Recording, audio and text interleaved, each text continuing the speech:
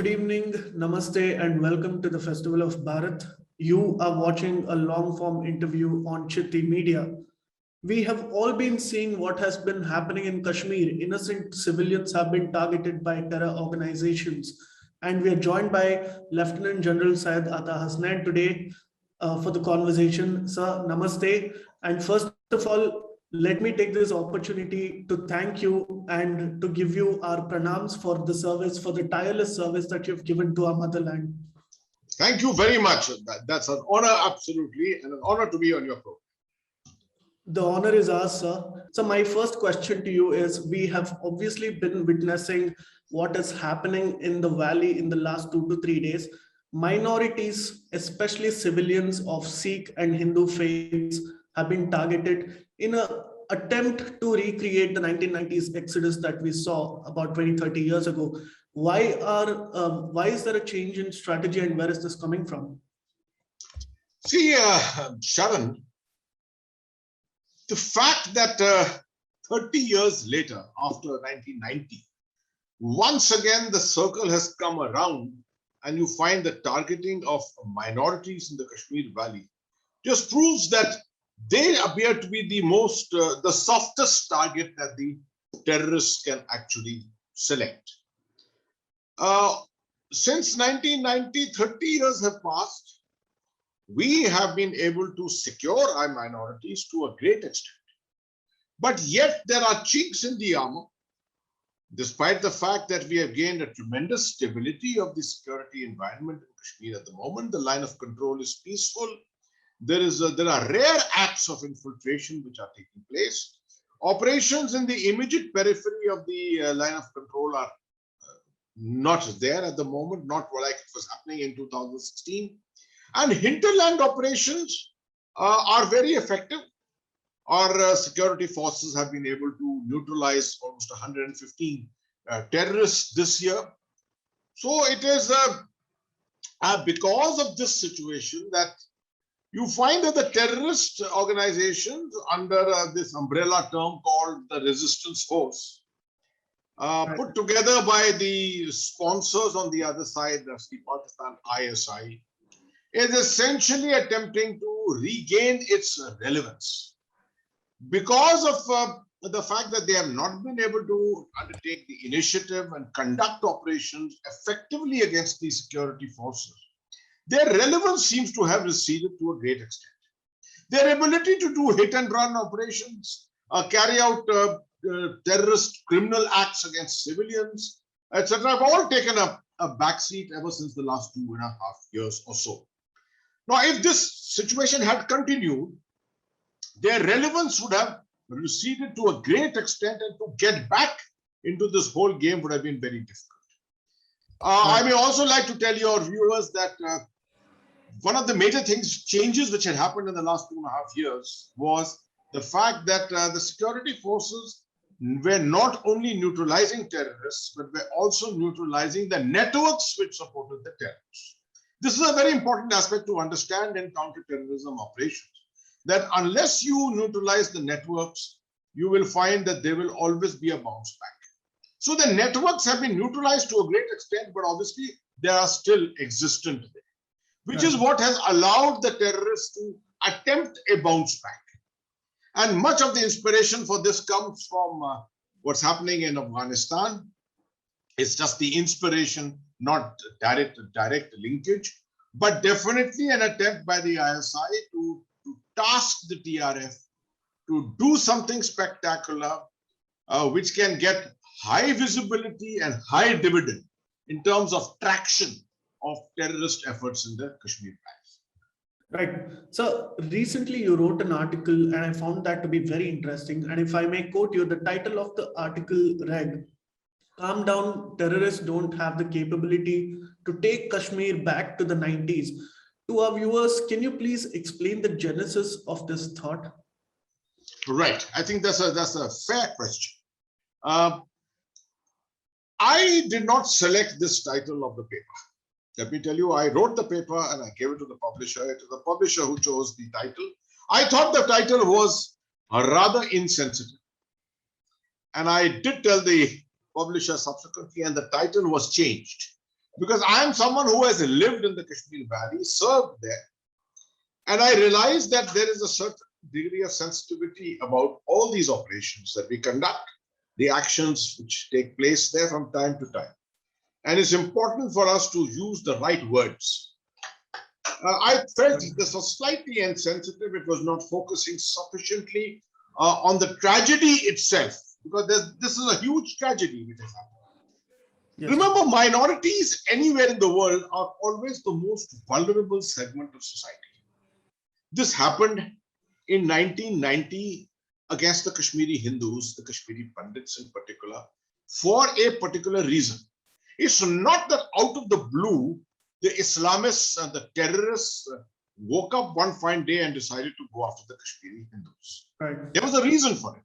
The reason was very simple, that as long as there was a marked minority presence, which meant Hindu and Sikh presence in the Kashmir Valley, it would continue to project a tolerant culture. The typical Sufi tolerant culture of the valley would continue to be projected. This culture is far too close to India's secular credentials. India is essentially a very tolerant society, a very middle path society, very accepting in different cultures. Now, if this was allowed, the secular image of India would continue to dominate Kashmir. It was important for Pakistan when they realized that it is necessary to create an ideology which will bring it closer to Pakistan and bring it closer to the Islamic Ummah. In other words, the aspects of political Islam could be brought to bear in the form of an ideology linking the Middle East, Afghanistan, Pakistan to Kashmir, and thereby change Kashmir's ideological thinking, and thereby essentially get the people closer to Pakistan, make it easier for them to be able to take hold of Kashmir. This was the intent. And therefore, ethnic cleansing of a type against the Kashmiri Hindus was attempted on 19th of January. 19th January is just the date, 19th January 1990. Otherwise, it was over a period of time.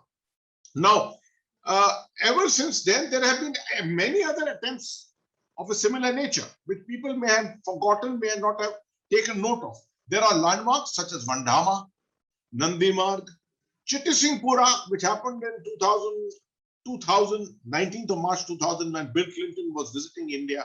It was an attempt to make a statement of how well under control Kashmir was as far as the terrorists were concerned. So all along the path, this has been a usual thing, and once in a while, an odd soft target of Kashmiri Pandit or a Sikh has been gunned down from time to time to make a statement. Right? No, that's why I always say these are the softest targets, and the other soft targets are always the Kashmiri local policemen, local army personnel, Jack-alike personnel, who are on leave in their villages. You see, everyone knows that that person who's on leave is a soldier. He lives with his family. You can't give him physical protection to every single soldier who's on leave. And therefore, he stands out as one of the very, very vulnerable segments of that society. So, these are the elements. If you remember, in 2018-19, there was a whole 2017-18-19, there was a whole campaign by the terrorists against local policemen, against local soldiers, Lieutenant Umar Fayaz, Rifleman Aurangzeb. These were the names which are very, very well known within the rest of India. So always the terrorists have gone after these soft targets. Now, this is the time when the fans of, the winds coming out of Afghanistan are sort of fanning thoughts of great inspirational thoughts within the Islamists. This is the time when something was expected may happen to Kashmir. Right. It has happened in a manner quite different to what was appreciated. I personally did not anticipate that the terrorists would immediately go for these kind of targets. Right. I think they made an effort in the late part of September at the line of control on the 5th anniversary of the Uri attack, they did make an effort to try and get into Uri to do a shallow infiltration and strike a big target in the Uri sector, but they failed. And once they failed, they decided immediately they had to do something to gain some projection of their capability. And that is why this particular action has taken place. Right. Thank you so much for explaining that in such a good manner. So now you also touched upon Afghanistan. Now everybody's been talking about this, but we are really interested to know your assessment of what the developments in Afghanistan will have as an impact on Kashmir. Interesting, of course. This is a expected thing these days to speak about this, because Jammu and Kashmir, the whole of Jammu and Kashmir is very, very close physically, geostrategically to Afghanistan. If the whole of Jammu and Kashmir, as it exists, would be a part of India, you would actually have a border with Afghanistan. Yes. But since Gilgit-Baltistan is not under our control at the current moment, obviously we don't enjoy a common border. But having said that, Afghanistan is always going to be an area of major interest for India. We are very much, Afghanistan is a part of South Asia, and South Asia is Indo-centric. Indian interests will obviously be linked to the events in Afghanistan. Right. The fact that Pakistan has got great interests there, and the fact that Pakistan considers it as a strategic depth, it's important to understand that this strategic depth is not necessarily only physical in terms of territory. It is also the various linkages it enjoys, the religious and sometimes the cultural affinity that it enjoys with the Pashtun population in particular, which helps Pakistan hugely. But it must also be remembered that the people of Pakistan favor India. They favor India, would always want to have an Indian hand in Afghanistan rather than a Pakistani hand. But it is Pakistan which is ruling the roost at the moment, because the Taliban 2.0 the government of Afghanistan at the moment, they resided in Pakistan for the better part of the last 20 years. They are the people who were trained, ideologically trained in the various madrasas of the western border with Afghanistan, when 3 million refugees had come out during the 80s, if you remember, when the Soviet invasion of Afghanistan had taken place. So the affinity between Taliban 2.0 and Pakistan is obviously much, much higher. But to imagine that the Taliban 2.0 will dance to the tune of Pakistan and so quickly look at interference in Kashmir is, I think, a little far-fetched. So although a lot of people are saying that there will be an immediate effect on Jammu and Kashmir, there will be a ripple effect, as I always say, there will be a ripple effect. And among the ripple effects is the fact that the winds of inspiration will probably flow from there. The winds of inspiration essentially mean here that the central idea that the Taliban or Islamists have defeated two major superpowers of the world, the Soviet Union and now the United States. And now, therefore, it is time for Islamists around the world to look at reactivation of their activities to bring about the caliphate or the ummah. All this is something which is there in the crucible, but not necessarily immediately going forward. Right. So the effects of this are going to tell on Kashmir. Definitely. There will be a longer term effect on Kashmir. But in the short term, this inspirational aspect has obviously traveled into Kashmir, and an early manifestation has been noticed through actions such as what has happened in terms of targeting of minorities. Yes. But the million-dollar question, which still continues to remain, is whether India should engage with the Taliban 2.0 or not. Obviously, the Taliban 2.0 is not something ideologically different to what Taliban 1.0 was. We have not noticed anything so spectacularly different. Its attitude towards women, its attitude towards education, its attitude towards minorities is almost similar to what it was existing in the past. It's the geopolitics which have changed. And obviously, for convenience, the Taliban 2.0 is attempting to act different. It is not a monolith. There are divisions within. And unfortunately, it is the Haqqani network which appears to be in total control at this time. But there are cleavages which exist there. There are tribal differences which exist there.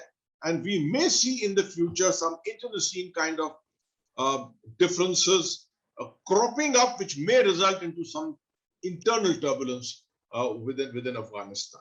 Right. So this is the situation at the moment as far as India is concerned. For us, the most important segment of Afghanistan are the people. And we must continue maintaining our relationship with the people. On a case-by-case basis, we should continue to engage with the Taliban, remembering the fact that there are no permanent friends and no permanent enemies. Right. The Taliban has already made access to us, and we already had an informal chat with us at our embassy in Doha through its deputy foreign minister, and perhaps that is the right way forward. Once in a while, interest-based issues can be discussed, but there's no question of any recognition until the larger aspect of this whole issue is discussed by the international community. Right. Thank you, sir. Very beautifully put. I mean, it was so informative. And I want to touch upon one of the subject that is very close to you. You're popularly known for implementing the Hearts Doctrine in Kashmir. And this became an issue because most of us, even while growing up, we heard about many of these fictional stories about how there was a huge gap between armed forces and the civilians in Kashmir. Now, you try to actively bridge those existing gaps between the civilians and the armed forces. Can you please share some of your personal encounters while working on the doctrine? Let me first of all take no credit for this at all. Let me ascribe the credit for all this to the Indian Army's operational philosophy. The Indian Army believes that when it conducts counterinsurgency or counter-terrorist operations, it has to do this in a balanced way, in which the center of gravity of the conflict is invariably the people, or invariably the people. Right. Whichever side the people of that region go, that side will be the ultimate victor. Keeping that aspect in mind, there are two targets in these campaigns. One is the terrorists who are, carrying out the acts of violence. I would say, in fact, there are three segments. One is the terrorists. The second are the overground workers who form the networks without which a terrorist campaign cannot progress at all. These networks allude to things like finances. Without money, nothing can work. Arms, ammunition, that is wherewithal. Human resources, that is terrorists themselves. Ideologues, that is the motivational aspect, ideology itself. And to a great extent, media and legal networks. So there are a plethora of these networks which function at any one time, which enables the terrorists to function. These have to be neutralized. And largely, and last of all, are the people of that region. Right. So you have to balance out your operations. You will want to neutralize the terrorists physically by conduct of operations, but at the same time, the impact of your conduct, the impact of your operations must not adversely have any effect on the local population. For example, if a terrorist is holed up in a house and you surround the house, put a cordon around it, if you destroy that house, that individual is going to be without a house. His family is going to be without a house. Right. How do you compensate him for that? It is not necessary that he has collaborated or cooperated with the terrorists. Many times it happens that terrorists force their entry into such houses. And therefore, we should never generalize these issues in an environment of this kind. It's very important to therefore take a human angle to ensuring that the population remains with you, the awam as they are called. Right. One of the the Indian Army formally adopted in 1997 a strategy of winning hearts and minds through Yes. military civic action. And this military civic action is termed as Operation Sadbhavna. We are now in the 24th year of Operation Sadbhavna, where a set of money is kept aside and is essentially spent by formations and troops on a couple of things for the population, for the local people. Number one is education, school education. Number two is medical facilities for the people.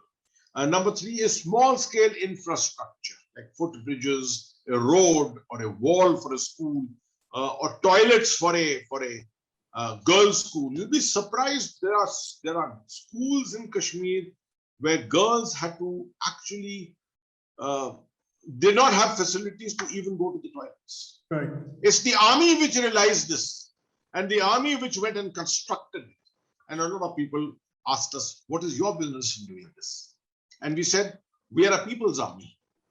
We are concerned about the people. We fight the terrorists, but we support the people."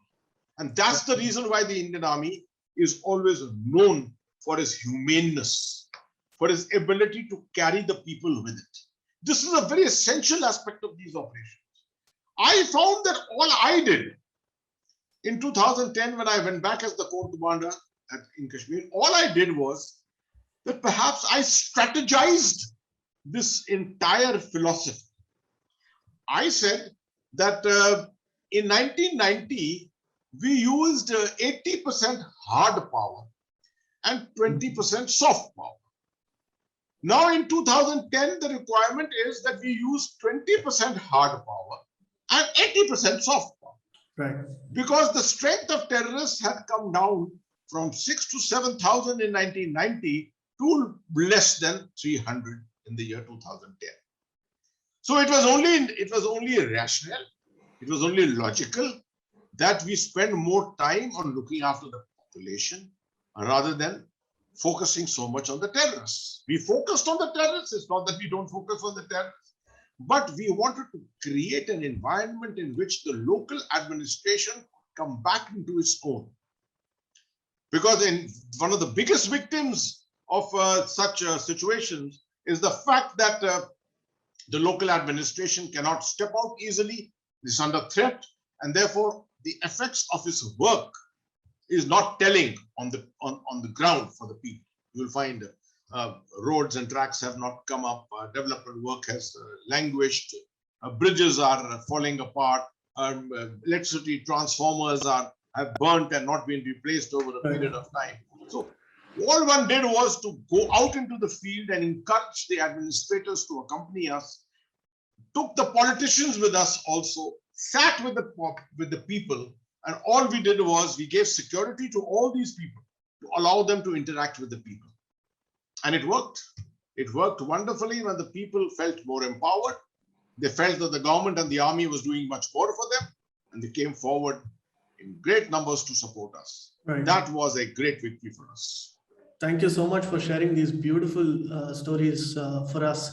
Now, one of the perennial questions that everybody seems to be asking is, and this could be perhaps equated to the existence of Pakistan as a state, because essentially Pakistan is sponsoring terrorism, which is why we are seeing all the violence in the valley. So my last question to you is, how can we achieve permanent peace in Kashmir? See, Sharan, if Kashmir was existent in some other part of India, perhaps we could have easily achieved peace by now. Unfortunately, it is the cap of India, the northernmost portion of India. It borders Pakistan and is existent in a region which is known for what is considered to be the new great game. You know, this is the whole region of Central Asia, Afghanistan, northern Pakistan, Jammu and Kashmir, northern parts of India. Primarily, it's a competition for influence. Right. Big powers, China, for example, as far as Belt and Road Initiative is concerned, the better options exist for Belt and Road Initiative through Jammu and Kashmir, through which the old and new Silk routes both run. It is also the area where the Islamists of the world would like to have maximum populations alluding to their beliefs and ideologies. For example, there are 76 million Muslims in Central Asia, 22 million in Xinjiang, 40 million in Afghanistan, 200 million in Pakistan, and well, about 14 out of the 14 million population in Jammu and Kashmir, almost 7 to 8 million Muslims exist in J&K too. So it's a question of this region being stuck in the vortex of influences, sub-conflicts, which are continuing. This region has not seen peace for many, many centuries. And I don't think we'll really see peace for a long time yet. And therefore, to expect that Jammu and Kashmir will suddenly overnight find peace because we have wiped out terrorists, or large part of terrorist infrastructure has been neutralized by us. I don't think that may be a correct deduction on our part. Our aim should be to continue to work towards the full and final integration of Jammu and Kashmir with the rest of India. We have already done that by declaring on the 5th of August 2019 that the whole of Jammu and Kashmir belongs to us. We declared it through a parliamentary resolution on 22nd of February 1994 too. Right. We have published maps, the lovely blue map of the whole of Ladakh, which covers the Gilgit-Baltistan to Aksai Chin, and the golden yellow map, Jammu and Kashmir, along with the rest of the Pakistan-occupied Kashmir. We published this, and so notionally and symbolically, all this has taken place. It's a question of working towards a long-term goal of getting these areas back to integrate with India. Right. Perhaps it will happen not necessarily through the physical route of conflict. It may happen through the route of social dynamics, economics by itself. Conflict is of all kinds today. It's not necessarily physical conflicts. It may just happen that our racing economic growth, which is expected to happen once the pandemic is completely over, our racing economic growth may itself attract people back from these regions to integrate with the rest of India. So I think we should keep an open mind on this and look at this as a long-term challenge for India. Right. And I'm sure at one time or the other, India will finally succeed in finding peace and the integration of the whole of Jammu and Kashmir. So thank you so much. In your comments, I see a realist who sees Kashmir issue as it is, as a civilizational issue that we've had for so many years now. And I also see a pragmatist in you when you say that, yes, we can achieve peace in Kashmir. And I'm sure because of the dedication and sacrifice by so many soldiers and thousands of men like you in Kashmir, that in our lifetimes, we are going to see a united Kashmir, and POK will be a part of India. And that is our hope and dream. So thank you so much for taking your time out for us. And I hope you can join us again for a I appreciate this. I appreciate this, Sharan, tremendously. In taking your words, I represent the entire Indian Armed Forces, all the security forces. I speak on their behalf. I think it's a fascinating thing that you are doing by bringing this to the public and making it far more transparent to understand the geopolitical and geostrategic issues of problems such as Jammu and Kashmir. Thank you very much. Jai Hind. We are only inspired by you, and please keep inspiring us with more that you do. Thank you so much, and my pranam. God bless. God bless. Thank you. And to all our viewers, please do like, share, and subscribe to Citti Media and the Festival of Bharat. We will be continuing to have such conversations with more guests. Thank you so much. This is your host, Sharan Setty, signing off.